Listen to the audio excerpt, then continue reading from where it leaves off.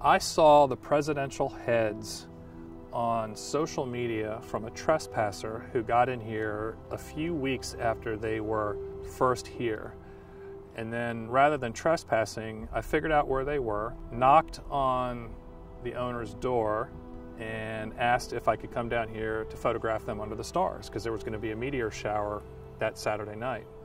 And he ultimately allowed me and another friend to come down here and shoot them under the stars. To experience these things the first time and to see them up close and personal was absolutely incredible, completely awe-inspiring.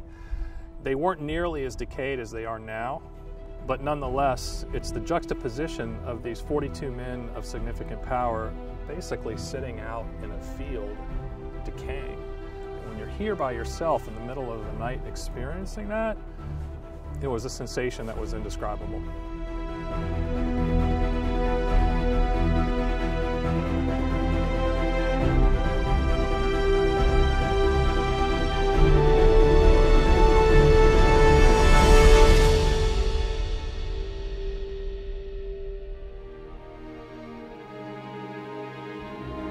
These sculptures were created by a gentleman by the name of David Addix. He actually was a painter from Texas who was in Canada visiting friends, and by way of South Dakota he was on his way back to Texas and was inspired after he stopped at Mount Rushmore.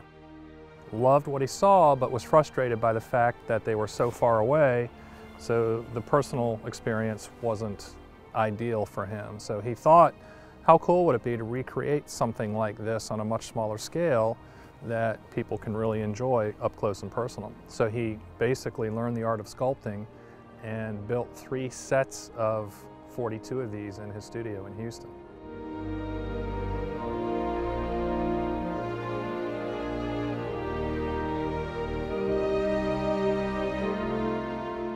One of those sets went to a park called President's Park here in Williamsburg, which is about 12 miles from where we stand. So the owner of this property, Howard Hankins, was instrumental in creating the park based on the nature of his business. It was a functional tourist site in Williamsburg from 2004 until 2010. The park wasn't without problems though. There were several things that lent to its ultimate demise, and it went bankrupt in 2010. Sat vacant and abandoned for a little while, and then ultimately when that property was sold, Mr. Hankins was also hired and commissioned to come take every one of these statues, move them and put them in a stone crusher. So he didn't actually have the heart to do that, so he spent a considerable amount of money to take these sculptures and over the course of 3 weeks with a crew of 6, move them one by one 12 miles up the road to the property in which they currently sit.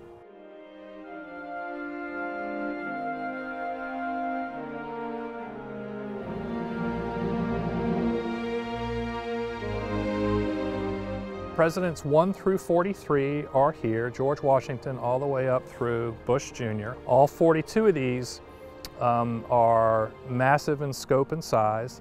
35 of them are about 15 feet tall and 17,000 pounds. But the sculptor, Mr. Addix, decided that he wanted to commemorate what he called the VIP presidents. So what he did is he interviewed presidential experts, academic historians, as to who they thought were the 7 presidents of most notoriety, and he built those 7 presidents to be about 25% larger than the remaining 35.